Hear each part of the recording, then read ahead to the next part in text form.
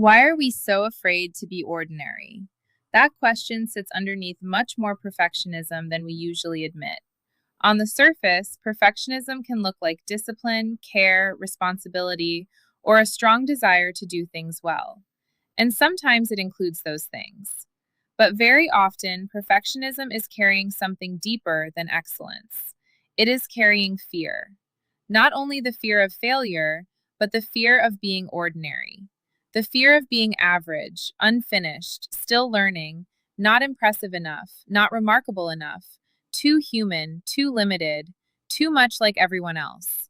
That is why perfectionism feels so heavy. It is rarely just about doing a thing well. It is often about needing the thing to go well so we can feel steady. We are not just trying to write well, work well, speak well, lead well, or serve well. We are trying to use all of that to escape the discomfort of being ordinary. And that becomes exhausting very quickly.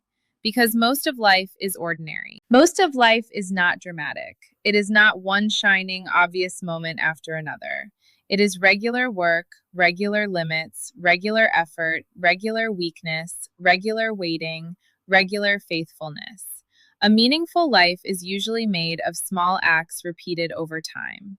It is built in quiet places, hidden places, repetitive places, unfinished places. If we cannot bear that, then we will keep quietly resenting the actual conditions of being human. That is part of what perfectionism does. It makes ordinary life feel like a problem to solve. A normal day does not feel like enough. A small beginning does not feel like enough. A rough draft does not feel like enough. Learning slowly does not feel like enough. Being one person among other people does not feel like enough. So we put pressure on everything. The project has to prove something. The job has to prove something. Even our spiritual life can start to feel like it has to prove something. That is why perfectionism can look admirable from a distance and miserable from the inside. People may call it excellence, drive, responsibility, or ambition. And yes, sometimes those things are there. But often perfectionism is fear dressed in respectable clothing. Fear of looking foolish. Fear of being seen in process. Fear of not standing out. Fear of not feeling significant enough if we are just living a regular life. You can see something like this in the story of Babel. The people say, "Let us make a name for ourselves." That line reaches much further than a tower.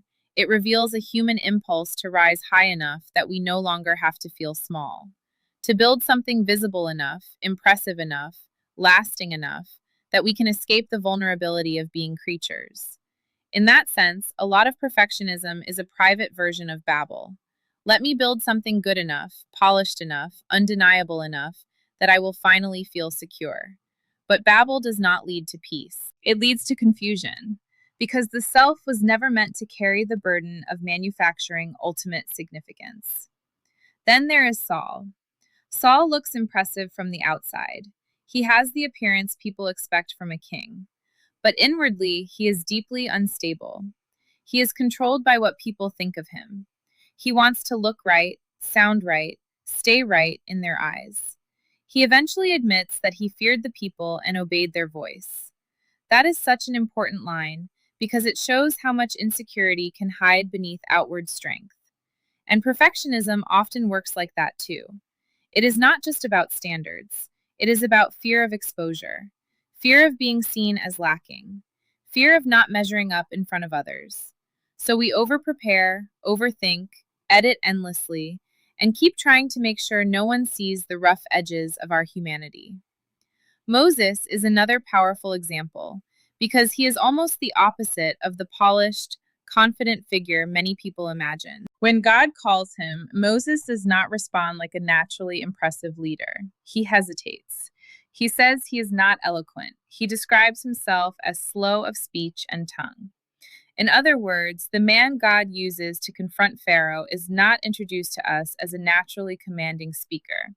He is deeply aware of his limitation, and God still calls him. That matters, because one of the lies perfectionism tells us is that our limitations disqualify us from meaningful service. But over and over in Scripture, God does not wait for people to become naturally impressive before he uses them. You see the same thing with Jeremiah. God calls him as a prophet, and Jeremiah's response is basically, I am too young. I do not know how to speak. He feels inadequate for the task. Gideon responds to God's call by saying his clan is the weakest and he is the least in his father's house. Elijah, for all his courage, collapses under pressure and wants to die. Jonah does not bravely accept his mission. He runs from it. Peter speaks too quickly, acts too quickly, promises too much, then denies Jesus under pressure. Paul himself speaks openly about weakness and about the fact that God's power is made perfect there. That is not an accidental theme. It is one of the main themes. The Bible keeps removing the illusion that God mainly works through the naturally flawless, naturally confident, naturally polished, naturally extraordinary. Again and again, he works through people who are weak, awkward, frightened, uncertain, and painfully aware of their own limits. That should say something to us. Because perfectionism often assumes that usefulness belongs to the refined version of us, the fully formed version, the version that no longer stumbles, no longer hesitates, no longer reveals too much limitation. But Scripture keeps telling a different story. God does not wait until people are dazzling. He meets them in dependence. Martha is another important example. She is serving. She is working. She is doing what needs to be done. But Jesus tells her she is anxious and troubled about many things. That line matters because it shows us that activity can become inwardly burdened. It is possible to be doing good things while carrying them with a troubled spirit. That is often what perfectionism feels like. Not just effort, but troubled effort. Not just care, but anxious care. The task is no longer only a task. It starts carrying our need to feel okay. The Pharisee in Luke 18 shows another side of the same problem. He needs distinction. He needs to know that he is not like other people. He needs to stand above, not among. That is perfectionism in spiritual form. The need to be the serious one, the disciplined one, the sorted one, the one who has it together. Jesus exposes that because grace does not work that way. Grace does not come to the person who successfully rises above ordinary humanity. It comes to the person who tells the truth about needing mercy. And then there is the hidden life of Jesus, which may be one of the strongest correctives of all. Before the public ministry, before the miracles, before the crowds, before the teaching, Jesus lives a quiet life. Nazareth, work, family, waiting, hiddenness. The Son of God does not enter the world and immediately move into spectacle. He lives many ordinary years. That matters deeply. It means ordinary life is not beneath God. Hiddenness is not failure. Process is not shame. Smallness is not spiritual embarrassment. Perfectionism cannot believe that very easily because it assumes meaning must look more dramatic. But Jesus tells a different story just by the shape of his life. In 2 Corinthians, Paul says that when he begged God to remove the thorn in his flesh, the Lord answered, "My grace is sufficient for you, for my power is made perfect in weakness." That means God does not say, "I will use you once the weakness is gone." He says, "My grace is enough for you there." Perfectionism says power is made perfect in flawless performance. God says power is made perfect in weakness. Perfectionism says hide what is unimpressive. God says grace meets you there. Perfectionism says limitation is the problem. God says limitation may be one of the places where dependence becomes real. So why are we afraid to be ordinary? Sometimes because ordinary feels forgettable. Sometimes because being good at things became tied to safety a long time ago. Sometimes because praise made us feel steady, and now we do not know who we are without it.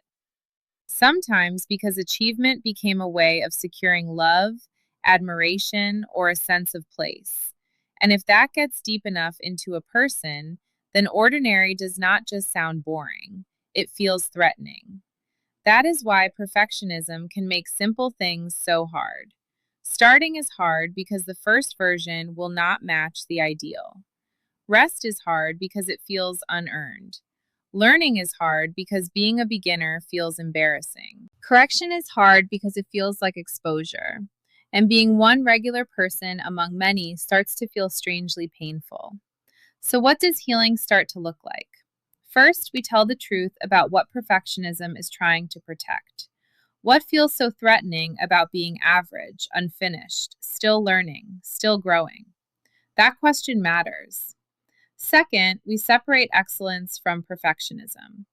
Excellence is good, it is clean, it is the honest desire to do something well. Perfectionism is heavier than that. It asks work to settle identity. Third, we begin letting ourselves be seen before everything is polished. We let there be drafts. We let there be process. We let ourselves learn slowly. We let correction teach us instead of destroy us. And we keep returning to the way Scripture talks about people. Moses was limited. Jeremiah felt too young. Gideon felt too small. Elijah broke down.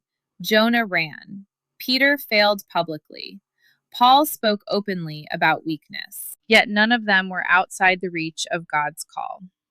The point is not that weakness is automatically good. The point is that weakness is not disqualifying in the way perfectionism insists it is. So let me end here. Some of us are tired because we are trying so hard not to be ordinary.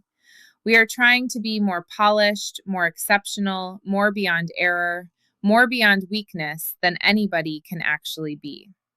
But peace does not come when we finally become impressive enough.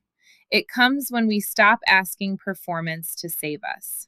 It comes when we let ourselves be human, when we let hidden faithfulness count, when we let grace meet us in unfinished places, when we stop treating ordinary life as the thing standing in the way of meaning and start seeing that it is usually where meaning is actually formed. Because the truth is, God has never seemed embarrassed by ordinary people. The Bible is full of them. And if anything, Scripture keeps insisting that grace does some of its best work there.